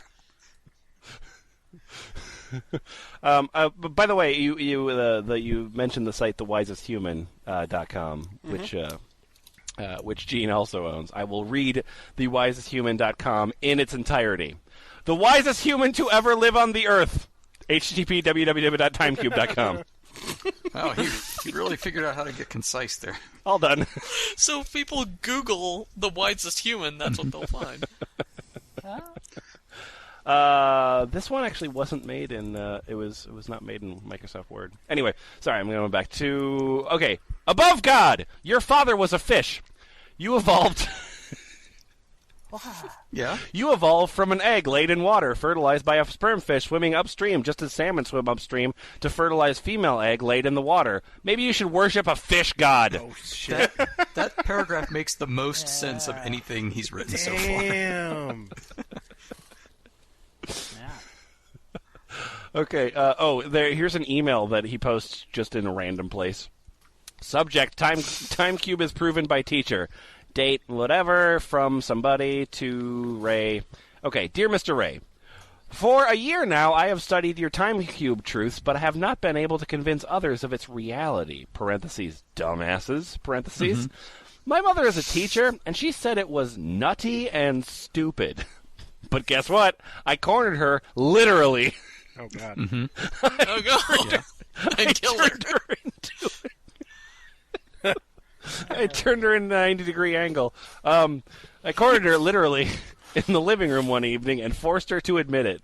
Not sure what it is. She wouldn't make eye contact with me. She was fixated on the knife point. Admit that you cornered her? I cornered you! Uncle! In order to get her teaching certificate, she had to sign an affidavit saying that she would uphold the Greenwich myth until death. I shit you not. It has been revealed. American teachers are sworn to fight against the truth of the time cube. Transfer interrupted. Font greater than. Think of how much text was lost with that one broken tag. It's probably in the code, then. It is in the code. I thought that was the email. I thought that was the email being cut off by the non-time cube overlords. Possibly. I think, Cubist, I am wisest. You think self. You are evil. Your professors are stupid, evil liars, and fear the time cube truth. Just, cut into the meat of it right there. Just letting you know. Okay. Let me just, and then I think I just want to summarize this whole thing with some daily affirmations. Okay. We're gonna get positive now. Yeah. Tired of being called stupid and evil. Right. Well, let me just one more time, but then we'll get to the affirmations. just so you know, because it's like what was that shit? Est, the cult that became the forum. It's about breaking you down so that we can build you back up. Okay, so humans are the only educated stupid animal and too dumb to even know it. Interracial marriage is stupid and evil, for it creates a child of not either race, betraying the child and both races. Educators don't know black from white. Okay, so here's some things to remember in the morning. when you get up. Mm-hmm. Okay. I want you to look in the mirror and say to yourself, you are the lowest form. Okay.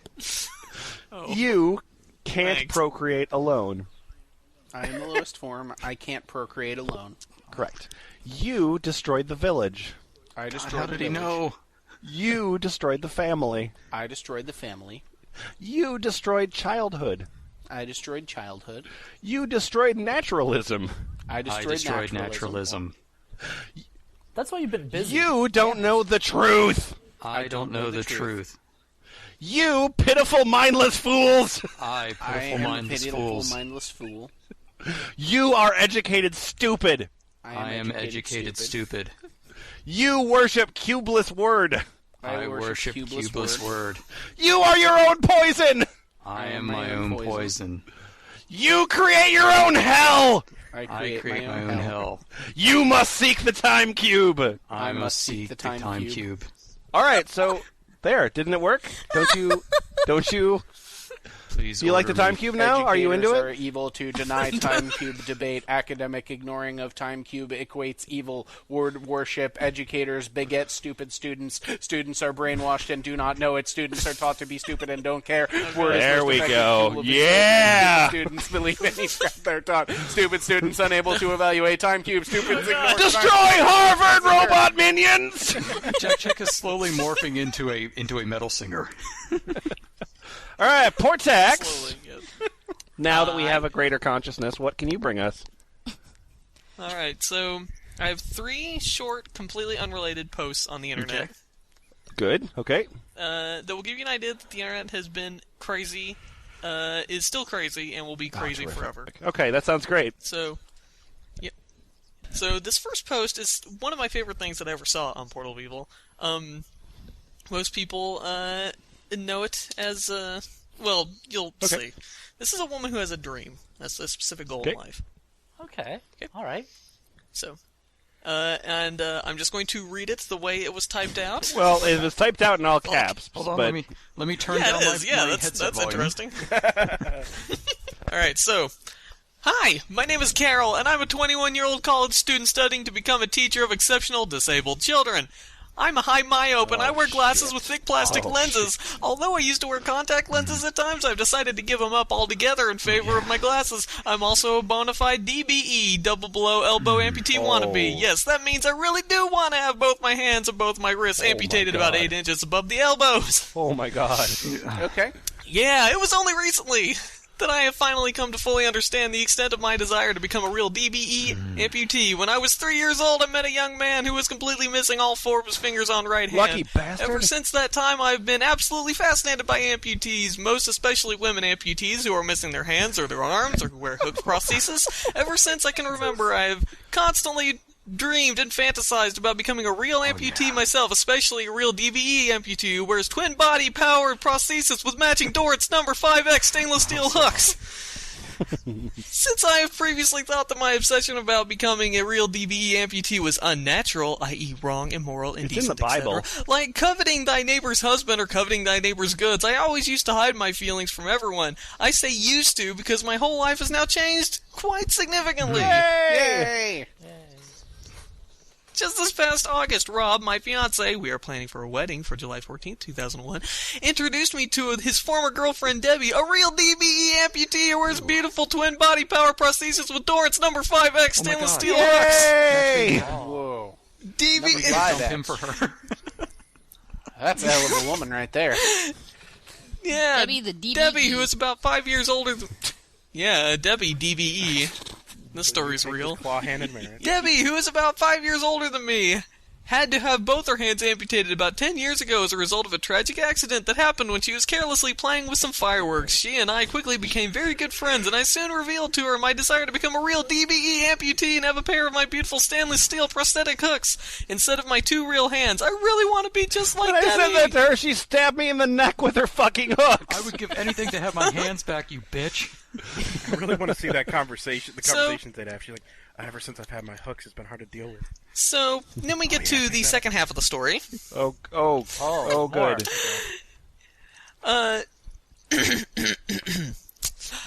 I now fully understand that all of the challenges that I will have to face as a woman who will have to have twin hooks instead of two real hands, and I can't wait to begin facing them. What? I am absolutely 100% positive that I will be able to meet and overcome all of those many challenges. I have already planned how to get my double below elbow amputations at the same time. My twin amputations will occur as the result of a tragic accident. What? That will completely and permanently sever both my hands about 8 inches below my elbows so that no doctors will be able to save and reattach my severed limbs. My tragic accident will happen just before my graduation from college in May of 2001, which will also be just before my 22nd birthday. So I'll celebrate both my graduation from college and my 22nd birthday in the hospital as a new DBE amputee. Oh, doctor, I just fell on this bandsaw twice. Yeah. This makes me feel surprisingly uncomfortable. Whatever.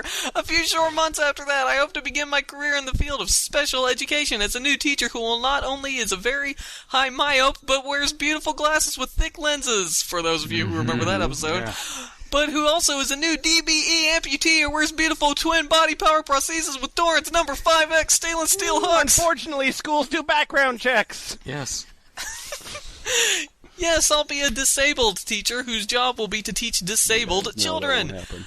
I know that most people will say, you're out of your mind, after they visited this website. I can fully understand their opinion of me. Of course, I must totally disagree with them. I am not asking anybody to agree with my decision to become a real DBE amputee.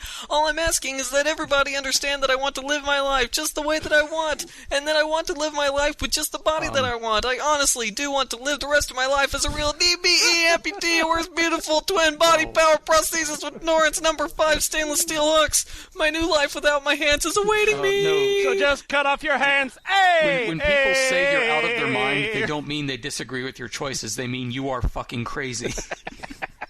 I don't know what you're talking about. Anyway, sincerely, Carol, soon to be a real DBE amputee. P.S. I'm only about 60 days until I should become a real DBE amputee, and it's only about 120 days until I should be able to start wearing beautiful twin body power prostheses with Torrance number 5X stainless steel hooks. I can hardly wait.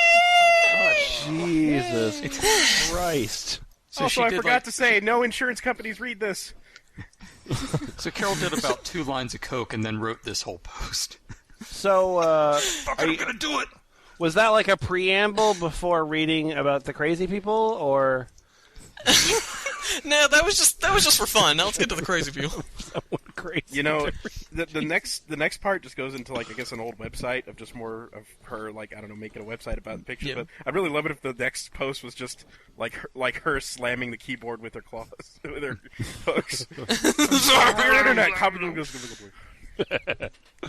All right. Okay, so this next thing is something from Something Awful. Yay. Okay. Isfahan might be aware of this. I'm not going to read the responses to it. This is just a infamous post from Something Awful. Well, so that first thing was somewhere around 2000, 2001. When would this have been from? Do you know? Yeah, late 90s. This is about 2002. So yeah, that first thing was about late 90s. This is about 2002. Okay. I'm Something Awful. I'm a goon named New. Sound fun. And I want to buy a thing. Okay, that's normal. You're fine. Am looking for a bento box. It can't be Pinku. That's Japanese for pink, or any girl color. It has to be of 2 or more kotoba. That's Japanese for 2 compartments. What? And it has to be chibi, small Why sized. the fuck is he? Because he's Never mind. Japanese in his soul, probably. Japan. Yeah. And it has to be really kawaii. Fuck you! But not pink. It can only be cute if it's pink, right? Yes. No, it can't No, be pink. It can't be pink. Can't be Pinku. But it has to be cute. Also, it, as in the Stephen King book, I guess, because it's capitalized, has to be about 10 to 20 bucks. That's that in internet for bucks. What's that okay. in yen? Gotcha. And you have to post pics of it first. I want to make sure it's kawaii. Remember, that means cute. And it would be nice if it came with matching chopstick holder with chopsticks. God. Oh, and it cannot have any cartoon pictures or be made out of plastic. It has to be made of ceramic or something like that. Also, I don't think you know how Japan works. No. I think actually he has a better understanding of how Japan works than any of you do, because he's at least being extremely specific about what he wants. Fair enough. Yeah. I called Japan and I said, "Give me bento box," and they said, "Nani? What?" and hung up on me. They just didn't understand Also, what was Japanese for bento box. All right. I told him not to be Pinku. Also, it would be nice if it was made in Japan. Yeah.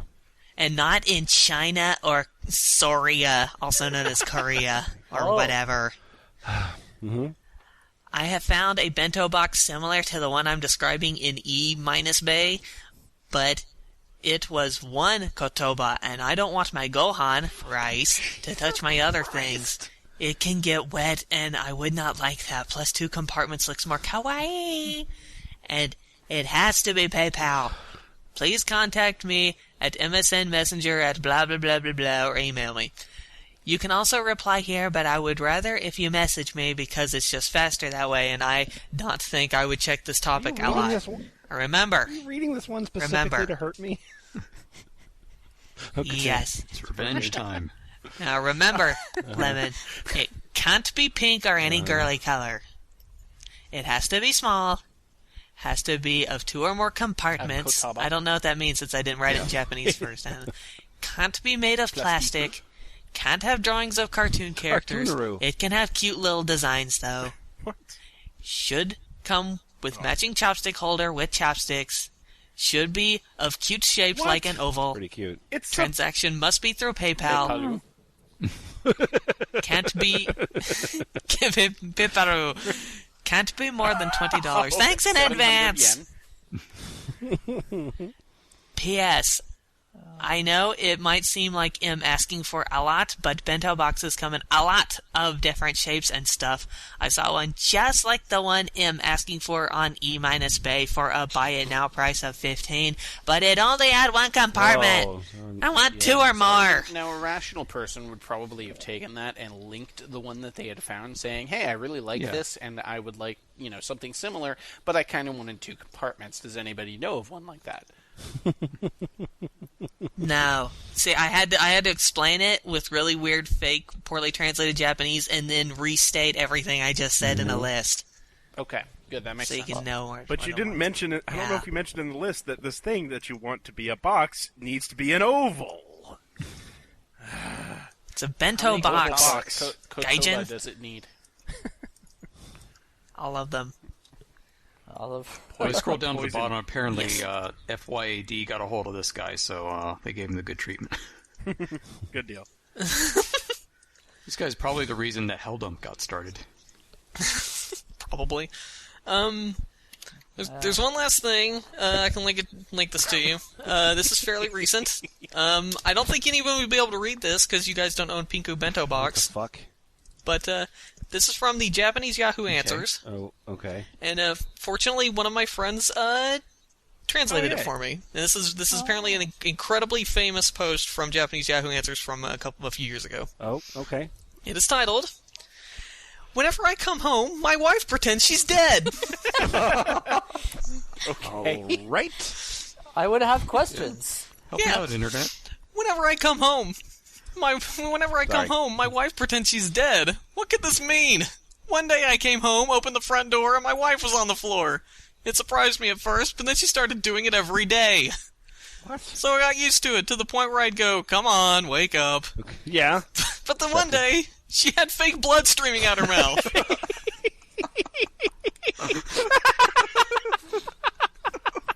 Awesome. Okay. A week after that, her white shirt was covered in fake blood. Is she running out of ideas lately? Or is she so bored that it's affecting the way she thinks? She has so little to do in a day. Why don't you ask her? I don't know. She's had an arrow stuck through her head. She's worn a plastic bag over her head. She was still breathing, so it was completely fogged up. Okay. And today she was dressed as a soldier who died an honorable death. Now she's just making it fun. Yeah. I guess I don't think she's lacking originality like you claim. Man, she's fucking selling it. Naturally, I walked right past her. What does my wife want me to do? And where does she want to go from here? I have no idea. Someone please tell me. Why don't you ask her? I don't know, man. As I write this, she's making dinner with an arrow through her head. That's awesome. I don't care. I think your straight man response to it is kind of making it for her. Maybe you're The fact that you're not responding at all is most of the fun. I had to... Okay, I went back and I edited, because there's some little extra information you guys need to know. I'm surprised by the large amount of answers. Early spring, she had bonito written out as a dying message, and we had bonito for dinner that night. I praised her for her creativity. However, the next day, she was dressed as a dead clown, Ronald McDonald. Okay. It took a lot of effort to get the makeup off. So, Toji, how's the wife? She's into costumes? It seems she purchased the soldier uniform from an army shop. I told her not to waste money. So today, she was eaten by some creature I believe she meant to be an alligator. This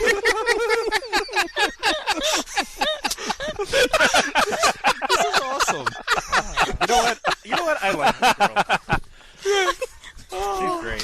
So, This is awesome. yeah, so apparently pretty much all the responses were apparently that like, oh, she just wants to make you happy. She's awesome. So, just to let everyone know that the internet is still nuts, and apparently this type of weirdness is just happening on the other side of the internet, too. So, Amazing. we're united with our Japanese brothers in the league of goofy bullshit. Well, that was cheery at the end. I enjoyed that. Yeah. I'd marry her. She seems fun. We get it as a I guest. like how it's a creature we assume was supposed to be an alligator, so some totally shitty, like, fake monster. But she tried, man. She was. I guess. I just picture him like walking in and then him just trying to stare at the monster, and then she just kind of looks up and it's like, it's supposed to be an alligator. Because I'm basically picturing that he comes home to Guar every night.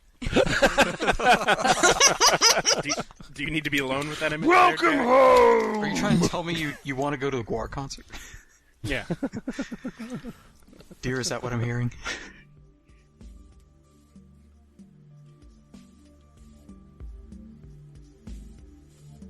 I hate this Windows Vista tonight. Blue screens. And I've hated this Windows Vista all my life.